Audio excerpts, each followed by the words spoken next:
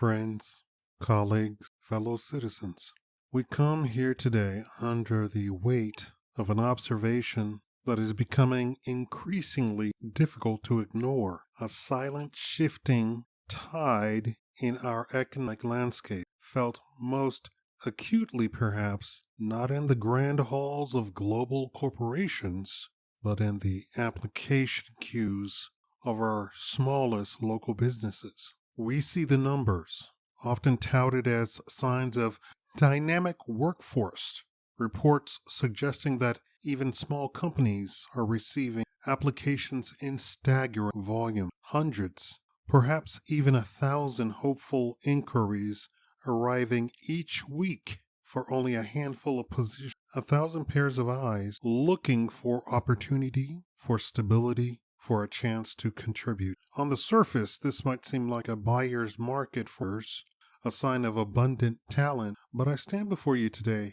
with a solemn heart to speak a more insidious pattern emerging from this deluge, a practice cloaked in the guise of fiscal prudence, but corrosive to its core. Faced with this vast pool of potential hirees, some businesses are succumbing to a dangerous temptation. They see not individuals with experience, skills, and lives rooted in our community, but interchangeable units on a spreadsheet. We are witnessing a cycle where entire departments, experienced teams built over time, are deemed expendable. They are released only for their position to be refilled, often almost immediately, by new hires brought in at the lowest possible salary. This isn't innovation. This isn't efficiency. This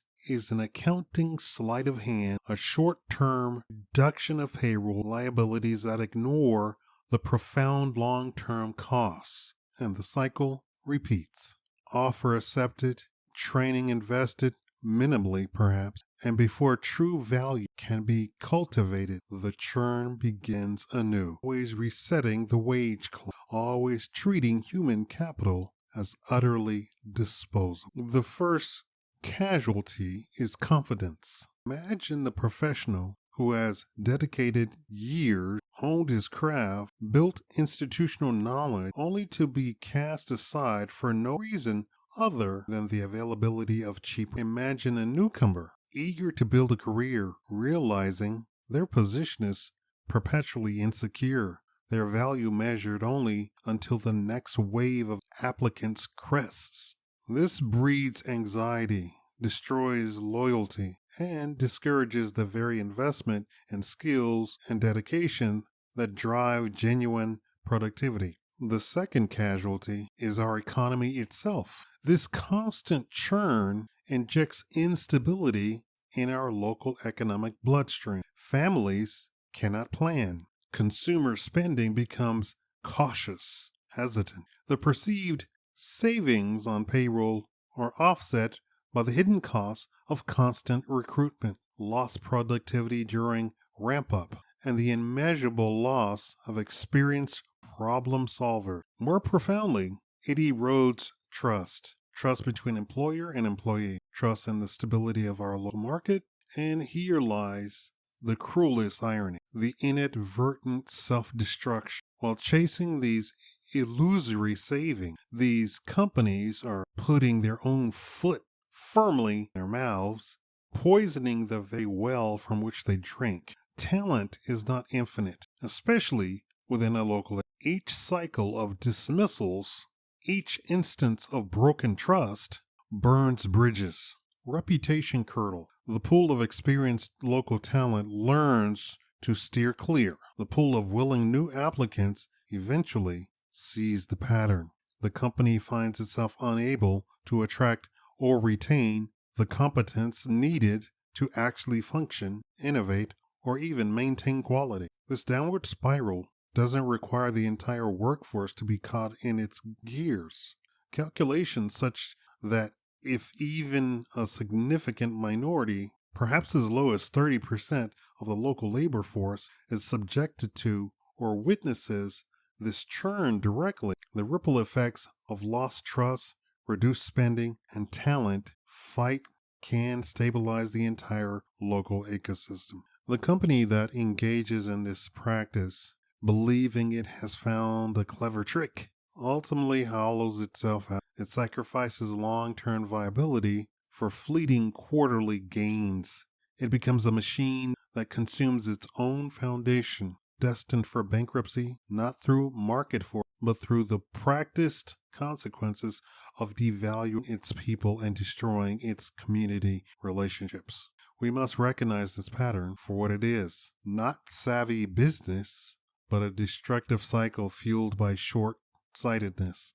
We must ask ourselves, as business owners, employees, as community members, what value do we place on stability, on experience, on loyalty, on the simple human dignity of recognizing contribution beyond the lowest possible costs? For if we allow this churn to become the norm, the foundations will stand up inevitably crumble, and we won't have an economy. We won't have family. Women divorce men who lose their job because women are just as short-sighted as we lose families. We lose the economy. What can be done? That's my question. What can be done? Eventually, the women who drop their husbands because losses, those will be bred out. Those types of women will be completely vanished from the face of the earth. And the ones who actually stick together with the family and believe in their man, they will win out. The companies go under. They go bankrupt. They leave the area. The problem is, can the area survive long enough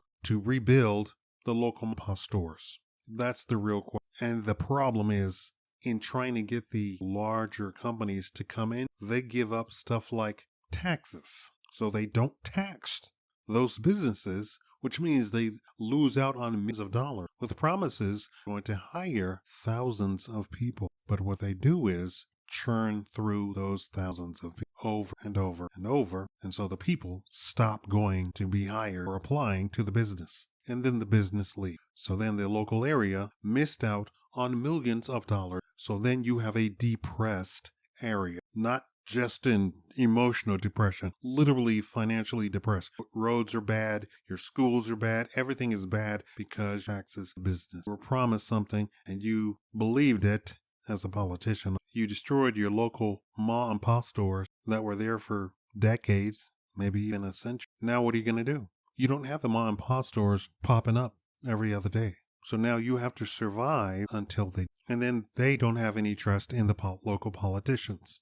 If I set up my mom and pop store, when another big box store comes in, are you going to do the same exact thing and run me out of business? Because I'm not a big box store. But I hire 100 people in the local. Thank you. Like the video. Share the videos because this is a video for everybody. This is all the way from professional all the way down to hourly work. And it's happening. Thousands of people are applying. The company sees this and then starts firing thousands of people. Tens of thousands. And people say silly stuff like, oh, Microsoft fired 30,000 people? They can't get a job somewhere. No, Microsoft, Google, Meta, Cisco fired tens of thousands of people all at the same time or within a few months. And they're not hiring them back. You ask them, why did they fire 30 people? They said, we overhired expecting the economy to be like this, and it's not. So then we reduce our company down to the size that is sustained. Fired 30 once. That equates to hundreds of thousands of people out of a job once. Who's going to hire them? That's the question. Who's going to hire? Thank you.